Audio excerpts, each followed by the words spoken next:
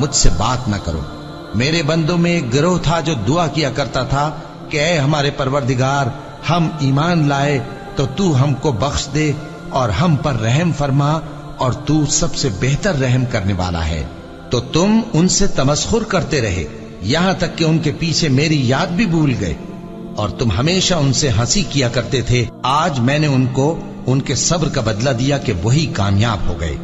اللہ پوچھے گا کہ تم زمین میں کتنے برس رہے؟ وہ کہیں گے کہ ہم 1 روز یا 1 روز سے بھی کم رہے تھے۔ شمار کرنے والوں سے پوچھ لیجئے۔ اللہ فرمائے گا کہ وہاں تم بہت ہی کم رہے، کاش تم جانتے ہوتے۔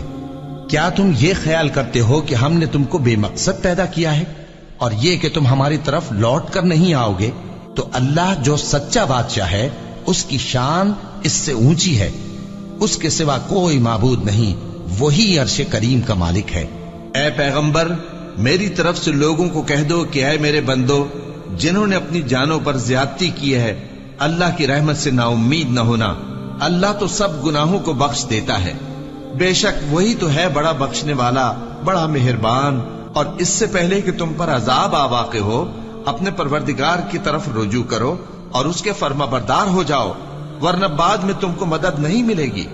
اور اس سے پہلے کہ تم پر ناگہاں عذاب آ جائے اور تم کو خبر بھی نہ ہو، اس نہایت اچھی کتاب کی جو تمہارے پروردگار کی طرف سے تمہاری جانب نازل ہوئی ہے پیروی کرو۔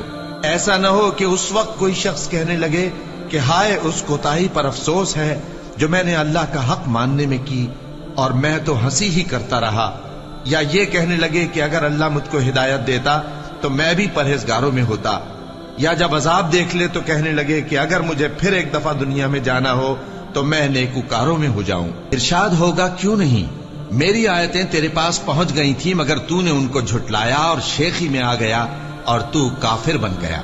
اور اے مخاطب، جن لوگوں نے اللہ پر جھوٹ بولا، تم قیامت کے دن دیکھو گے کہ ان کے چہرے سیاہ ہو رہے ہوں گے۔ کیا تکبر کرنے والوں کا ٹھکانہ دوزخ میں نہیں ہے؟ اور جو پرہیزگار ہیں ان کی کامیابی کے سبب اللہ ان کو نجات دے گا، نہ تو ان کو کوئی تکلیف پہنچے گی اور نہ وہ غمناک ہوں گے۔ اللہ ہی ہر چیز کا پیدا کرنے والا ہے اور وہی ہر چیز کا نگراں ہے۔